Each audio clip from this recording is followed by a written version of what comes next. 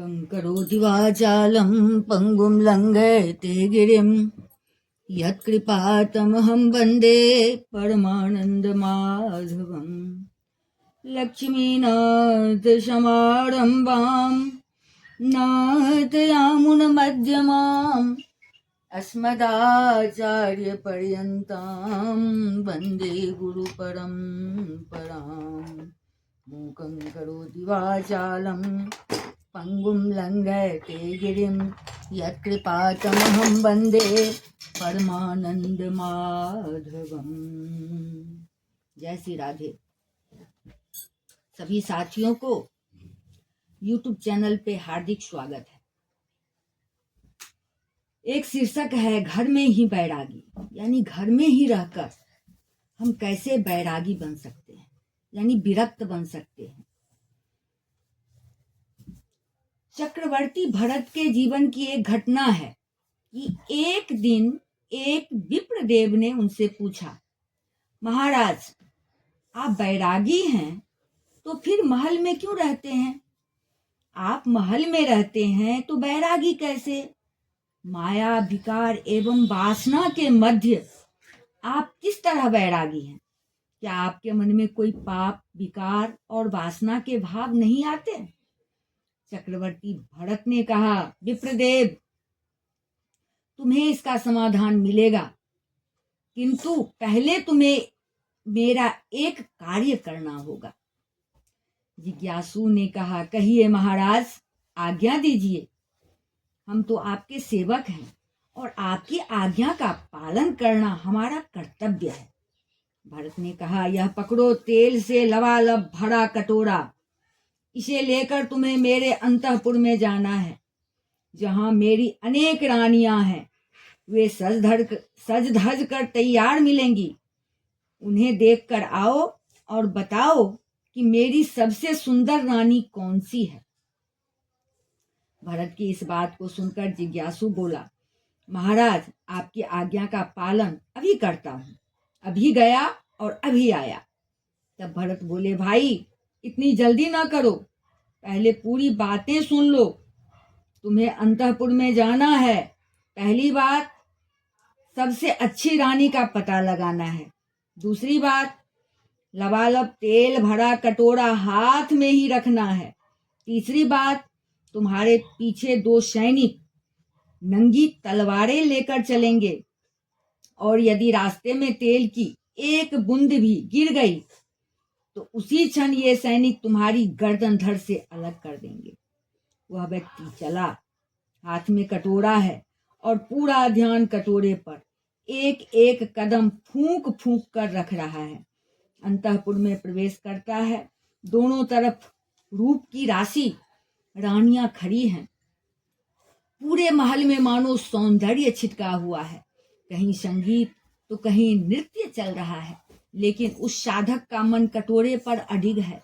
चलता गया, बढ़ता गया और देखते ही देखते पूरे अंतःपुर की परिक्रमा लगाकर चक्रवर्ती भरत के पास वापस आ पहुंचा। पसीने से तरबतर था, बड़ी तेजी से हाँफ रहा था।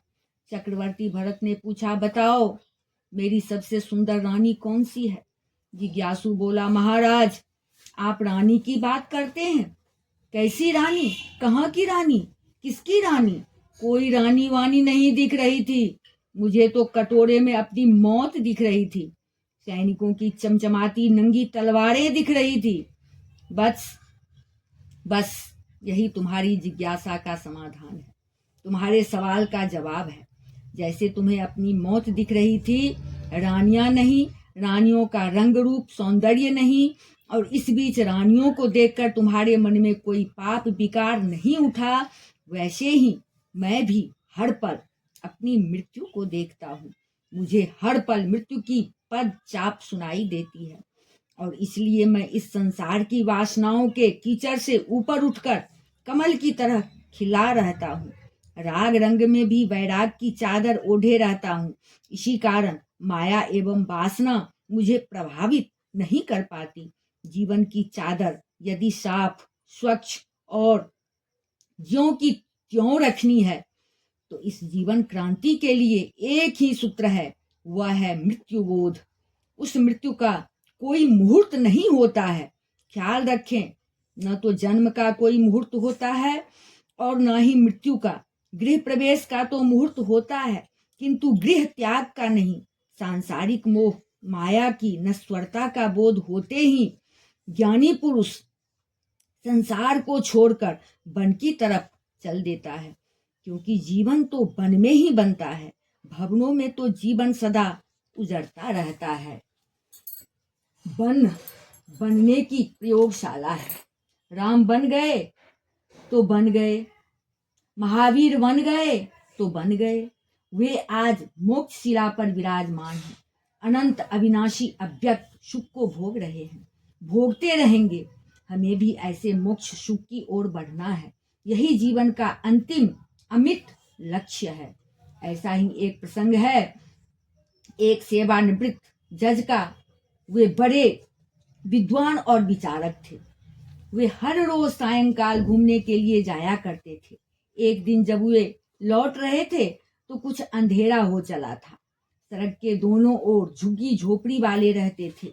झुग्गी झोपड़ी का एक पुरुष काम करके झोपड़ी में लौट रहा था कि उसने घर में अंधेरा देखकर अपनी बेटी को आवाज दी और कहा, बेटी, संध्या हो गई है और तूने अभी तक दिया नहीं जलाया। जैसे ही ये शब्द रिटायर्ड जज के कानों में पड़े तो उनके कदम एकाएक ठिठक गए। वे विचारों में खो गए। उन्होंने सोचा, मेरे जीवन में भी संध्या हुए कितनी देर हो गई और मैंने अभी तक अपने जीवन में दिया नहीं जलाया। ज्ञान का, ध्यान का, धर्म साधन का दिया जलाने का समय बीता जा रहा है और मैं अभी तक बेखबर हूँ। इस घटना से उनका पूरा जीवन बदल गया तथा दूसरे ही दिन घर की पूरी जिम्मेदारी अपने बच्चों को सौंपकर वे सन्यासी बनकर के वन की ओर चल दिए। बंधुओं, चिंतन करें, अपनी जिंदगी भी बहुत बीत चुकी है और बची हुई जिंदगी भी नदी की धार की तरफ तेज भागती जा रही है। अब भी आंख नहीं खोलेंगे तो फिर कब खोलेंगे? अपनी आंखें हमेशा हमेशा के लिए बंद हो जाए, इससे पहले इन आंखों में धर्म ध्यान का काजल लगा लें। आंखों में सत्कर्म का काजल आंजने की कला सीख लें। जो अपने आत्म स्वरूप की शरण ले लेगा वही मृत्युजयी बनेगा। आत्मा की अमरता पर विश्वास रखें और आत्म कल्याण के लिए पुरुषार्थ करें। तो ये कहानी बहुत ही मार्मिक और हम लोगों के अनुसरण करने लायक है कि घर में ही वैरागी, घर में रहें, लेकिन सतत ये ध्यान रहे कि ये मनुष्य जीवन हमें मिला है, किस लिए, इसे हम सार्थकता दें। ऐसा यत्न करें कि भगवान के शरण को प्राप्त हो जाए। बोले बांके बिहारी लाल की जय।